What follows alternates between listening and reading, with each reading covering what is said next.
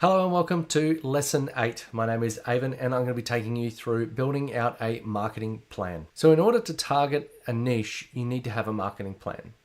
If you're going to spend money on marketing, then you're going to need to have a marketing plan, because otherwise you're going to spend a lot of money on the wrong things and it's going to end up either shutting your business down, wasting tons of time and resources.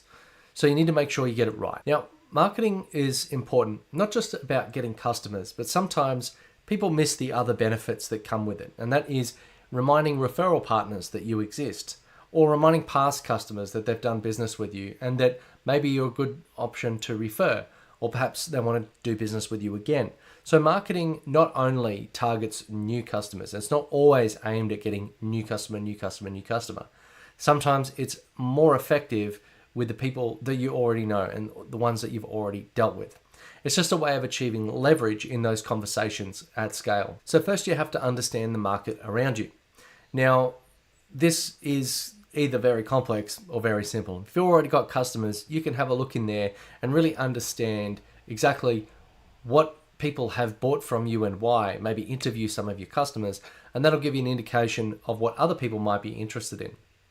If you're not sure you're going to try and develop a new market, you might have to go do surveys and interview people on the street. And it might be very hard to come across your ideal target market, particularly if you have a very niche service or something like that, where only a certain type of customer at a certain time of their life or business actually needs what you do. So sometimes it might be also looking at the competitors and see what kind of customers they have, and then see how you might be able to piggyback off some of the learnings that they've given. Look at McDonald's versus Hungry Jack's. Hungry Jack's has always been a shadow brand, and they pretty much just follow one step behind whatever McDonald's is doing. They've not really had to do much R&D, new market acquisition targeting, any kind of assessment. They basically see something and then they replicate it the next day. Not saying that you should do that for every customer or for every competitor that you have. However, it might be useful for you to get an understanding of where to start. So you've got your A-class customers, your B-class and your C-class. Your A-class are the ones that love you for you. They're okay if you change a price, if you can't get to them as fast as possible, because they really appreciate you and what you do. And yes, whether or not you believe it, you do have them. In the B-class customers, these are people who are generally okay. You know, they'll buy, they'll continue to work with you. But if they see a better offer, they're going to make a switch. They're not going to jump at the latest thing. But if it's compelling enough, they're not really loyal to you. They're going to get what's best for them. And then your C-class customers, the worst kind of customers you can have. And you probably got a lot of them. These ones are the ones that are absolutely fickle. They will drop you at a moment's notice if something else looks better or cheaper. So making sure that you are focusing on your A-class customers, and if you get the B's and C's, great, but just focus on your A's and your business will be much, much better. This is kind of like focusing on the Pareto principle, which is the 80-20 rule. So 80% of your work and money and value comes from 20% of your customers. So all the rest are either noise or in the way, or just an inconvenient truth that you have to deal with in order to get back to focusing on those key customers that really bring in the revenue. Now, a lot of time I see people focus on demographics as the way to organize their customers, but I think that's one of the worst metrics. There's so many better things out there. Yes, it's important. You know, I'm not going to try and sell something that I would sell to a teenager, like toys or games or something like that, to someone who's just about to go into retirement that is not really relevant for them. So demographics can be really important based on the type of product or the type of customer, but it's not really how you should purely segment your marketing. It's only a small part of a much bigger question. Another great way to do it is psychographics or ethnographics. Psychographics is how people think. You know, are they predisposed to being angry, or are they predisposed to being empathetic or something like that? Whereas a ethnographic profile is things that people believe and align with. For example, what football team do they go for? Do they like football, or do they like rugby, or do they like soccer, or do they call soccer football? You know, these are the things that align people as opposed to demographics or ethnographics. You could have a lot of people aligned to a particular way of thinking that come from a ton of different walks of life. For example, aligning over a football team, you might have anywhere from a plumber to a lawyer to a school teacher. these are all people that might go for one particular football team or one particular type of sport they really like and align with. So that is a way to group people in a much more intelligent way. And you need to be looking at multiple layers of these groupings. Otherwise, it's not really going to have an impact. Another important thing to do is to try and understand where these people, this group of people that are likely to buy your product or service, hang out. Because that's where you're going to have to market. Are they mostly on LinkedIn? Are they mostly on Facebook? Are they mostly sitting on a park bench and so you can put a billboard next to it? Are they reading a particular type of magazine, or do they go to a particular type of conference or event? Or maybe you can put up banners at the sporting field or something like that. These are the things that are going to grab those people's attention. But sometimes you also need to play with what are they going to be most receptive to? Is it just by putting the materials out there that they see them, that's going to make them buy that thing? Or maybe if these people are on both LinkedIn and Facebook, maybe in the Facebook they're hanging out with friends, they're looking at dumb videos, unwinding in the evening. They don't really want to be looking at your B2B service product over in this other space. That's probably better served on LinkedIn, where people are in that frame of mind. They're thinking about work. Whereas in their personal time, they don't want to see an ad. They're just scrolling through, looking at entertainment value stuff. So understanding where your market hangs out and what state of mind they're in when they do hang out is probably more valuable. The other thing is, how valuable is that target market? You might get a large volume of numbers, but not actually get any customers. So if you look at prestige cars, for example, Lotus, Ferrari, etc., you don't generally see TV ads for them. Yes, they're going to reach a huge audience of people on TV, and lots of people will go, wow, I love that car, it looks so good.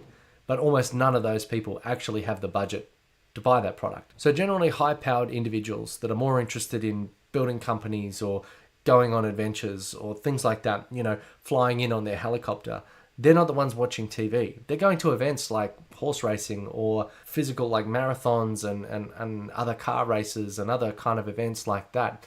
Those are the ones that are really going to attract the right type of person. For example, yacht shows.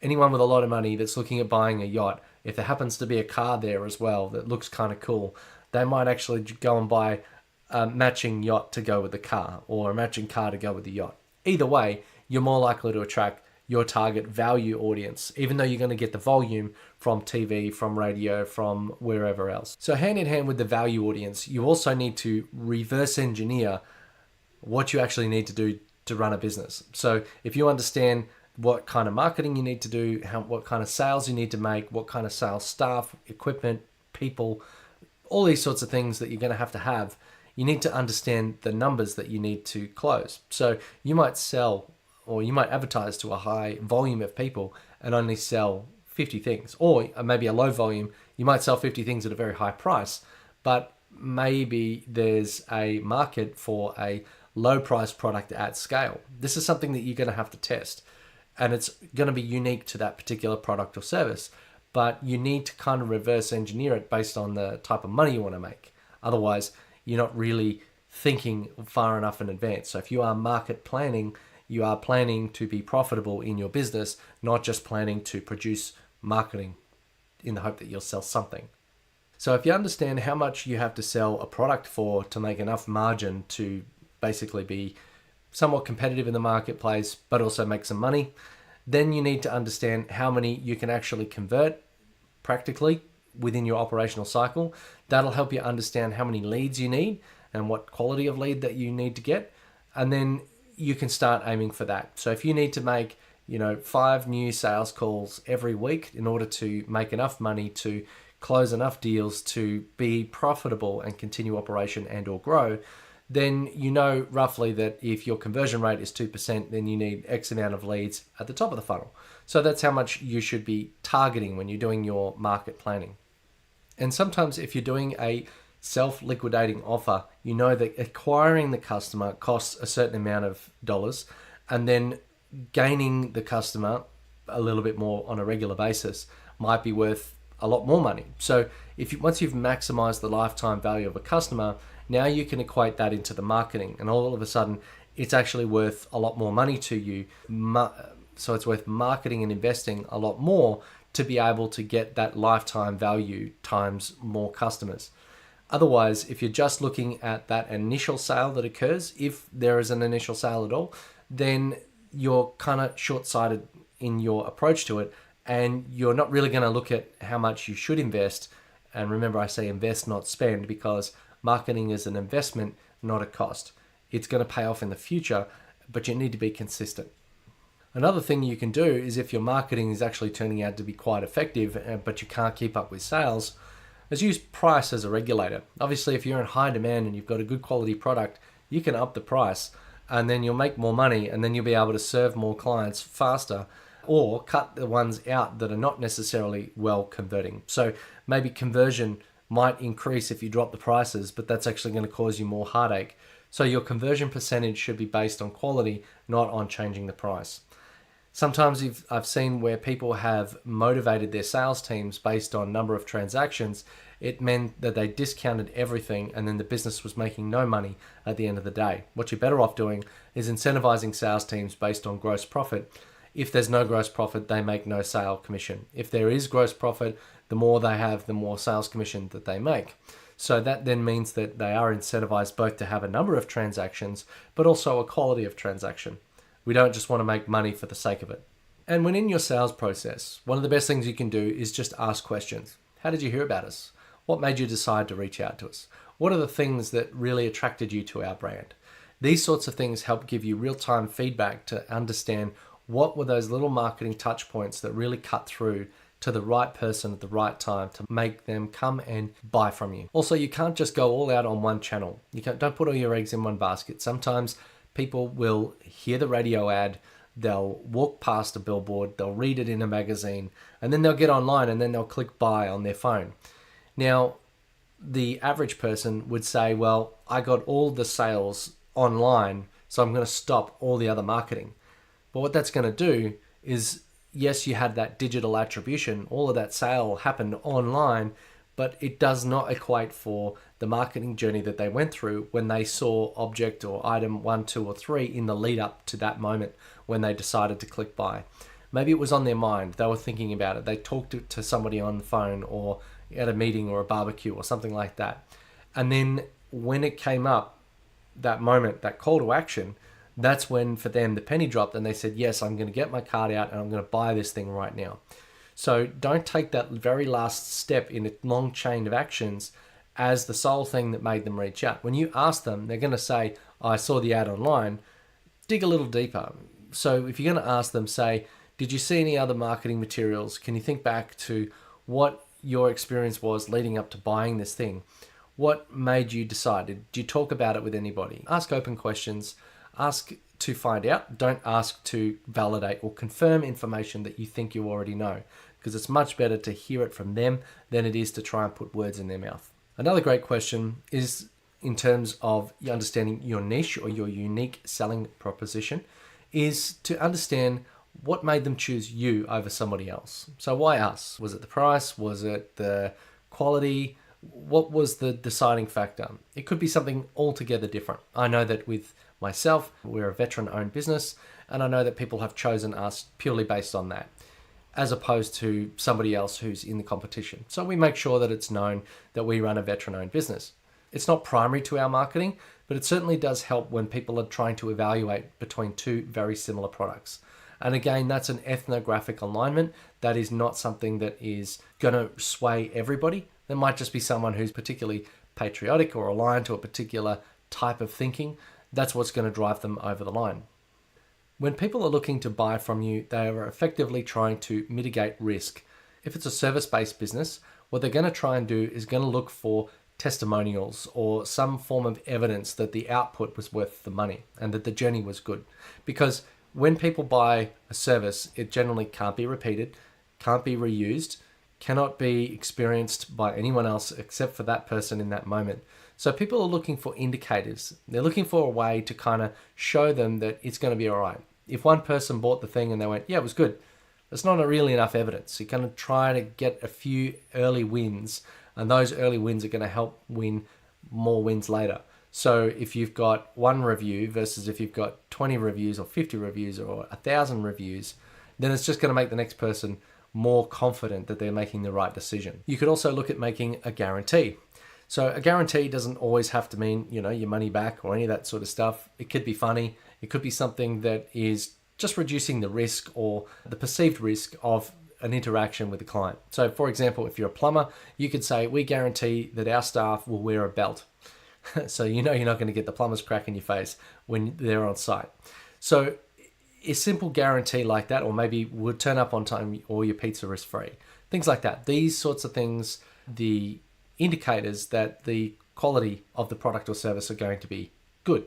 And you might default on that. You might have to refund 1 or 2 people. But what that's going to mean is you've reduced the risk barrier to entry so that these people are going to more easily make the decision to purchase from you. So you might make an extra 50 sales for that one person that you had to refund. So is it worth it? More than likely, yes. Also, when doing your marketing, volume is not the objective. You could be sitting in a room full of 10 people, and if they are the right people, all of them could buy. Whereas if you're sitting in a room of 1,000 people, all of them could be wrong. So it's not the numbers that makes the difference. It's the quality of the type of person that you're looking to buy from and how prepped and prepared they are to be ready to buy from you. So if you're targeting the right person at the right time with the right product or service, it's going to be a no-brainer. So if you're standing in the middle of the desert and you've got one person crawling through and you've got one bottle of water, they're going to buy that bottle of water. If they're absolutely thirsty, crawling through the desert, sweating and really, really parched, then they're going to buy that bottle of water. There's no competition. They're in the right frame of mind for wanting that bottle of water.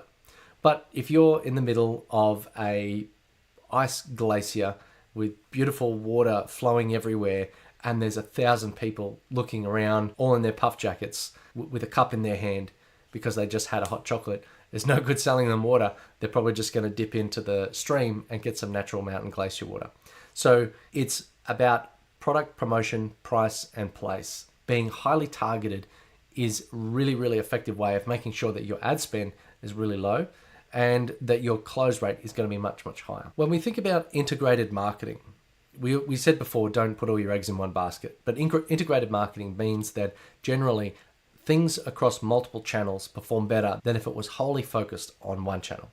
So by having an email, a text, a social media message, a call is much better than just doing one call or 5 calls, because those multiple channels is where they get to experience and interact with your brand on a number of levels and become familiar. Once they're familiar, then it's a much easier proposition because you're not some strange new entity. They feel as though they've built a relationship with you in some way, shape, or form. No matter how small it is still much more beneficial than if you were to go in there cold for the first time. Also, if you are email marketing, for some reason, email marketing platforms have decided to call an email campaign a campaign. The definition of a campaign is a series of goals or actions that lead to an ultimate result. So in a military campaign, that's a number of battles to win a war. Whereas in a marketing campaign or in an email campaign, it's generally one email. So that's not really correct. You need to do a number of actions over a period of time in different areas to achieve the end result, which is convincing that human to pull out their wallet, to pull out their money, and to hand it over in return for your product or service. That's not easily done. It's not as simple as asking immediately for it or as sending an email and expecting an instant return. Sometimes people pay money for ads and expect, I put $1 in, I'm going to get $2 or $3 out. You actually need to convince someone of something. It's a lot harder than you think. But if you go in with the right expectation, if you go in with the right plan, then you're actually going to do a much better job and significantly grow your business. Remembering that it's an investment and that you need to plan and measure twice and cut once. Remember that marketing is about communication at scale. Have a look at who you are talking to, about what and how. If I was going to write an email to someone who's 16 as opposed to 60, I'm probably going to use different language, particularly if I want to get them to do something or ask them for money. So you need to be understanding of your target audience. How are they going to be spoken to? I might talk to a mechanic different to the way I talk to a doctor or a lawyer. This is not to be disrespectful to the mechanic or to the lawyer. It's just that they expect communication in a different way. And if you cross the streams, then it's probably not going to work as effectively. So remember that a marketing plan whilst it's an exercise that seems like it's going to cost you time and money, is actually more effective than if you were to just go and spend time and money building ads for the wrong person and at the wrong budget at the wrong time and just wasting tons and tons of money. It can get really, really expensive really quickly. So measure twice, cut once, do your marketing. Thank you for watching and take care.